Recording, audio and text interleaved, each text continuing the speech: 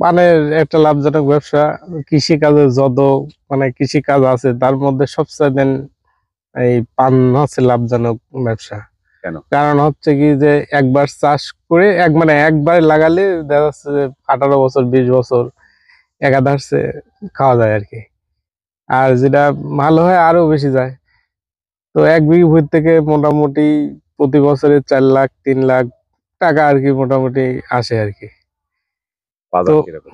এখন মোটামুটি বাজার ভালো। এই এখন একটু কম, আর কয়েকদিন পর হয়তো আরো বেশি যাবে। এখন কত? এখন মোটামুটি হাই পান বিক্রি হচ্ছে 160-70 এরকম সহ এক বিড়া। এক বিড়া 160-70, তার নিচেরটা আছে 110 100, তার নিচেরটা আছে 50-55। এই তো এইরকমই আর কি আসে। চাহিদা কেমন?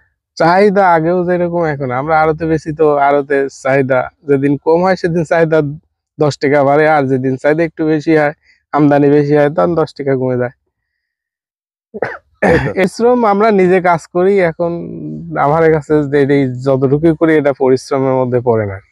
এই লাগানে নাবা দেওয়া আর হচ্ছে জন ধরা আর পান ভাঙা আর বিক্রি করা আর খাদ্য দেওয়া। এই 18 বছর 20 বছর 10 বছর দেখা যাচ্ছে এক একটা এক এক রকম। আমাদের একটা ওই পাশে একটা বড় আছে, ওই পাশে ওটা মোটামুটি 20 পার হয়ে গেছে, 20 বছর পার হয়ে গেছে। ফার্স্টে ইনভেস্ট কেমন থাকে? ফার্স্ট ইনভেস্ট 1 বিঘি বড় ক্ষেত করতে মোটামুটি 1 লক্ষ টাকার মতন খরচ হয়। এটা কি কন্টিনিউ কতদিন খাওয়া যায়? এই যে খরচ করলে দেখা যাচ্ছে প্রতি বছর এই মোটামুটি 10 বছর 20 বছর 18-20 বছর 15 বছর গাছ বেশি থাকে? গাছ তো বেশি থাকে, গাছের তো সমস্যা হয় না। যদি পচা না লাগে তাহলে অনেকদিন খাওয়া যায়।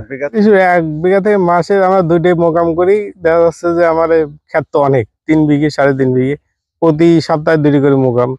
এক মোকামে 10,000 15,000 এরকম করে আসে আর কি। পানের খুব চাহিদা, স্বাদের বেলায়ও বেশি। কেন? কেন? অন্য জায়গার পান কইসো, এখানকার পান কইসো নাই। আচ্ছা, কত জাতের পান আছে? পান এখন এক জাতেরই। আচ্ছা। পানের চাহিদা সারা দেশে খায় না, খেয়েই ভরে ফেলে। কি কি অনুষ্ঠানে পান ব্যবহার হয়? বিভিন্ন অনুষ্ঠানে পান ব্যবহার, পান একটা শখ করেও খায় মানুষ। পানে চলে, অনুষ্ঠানে তো লাগে এই পান, খায় মানুষ, শখ করে খায়। শখ করেও খায় দু একজন। কোন অঞ্চলে বেশি আবাদ হয়? কুষ্টিয়া, রাজশাহী, এখন মধুপুর। স্বাদ বেশি কোন অঞ্চলে? এইখানকার পানি স্বাদ বেশি, আটগড়ের পান।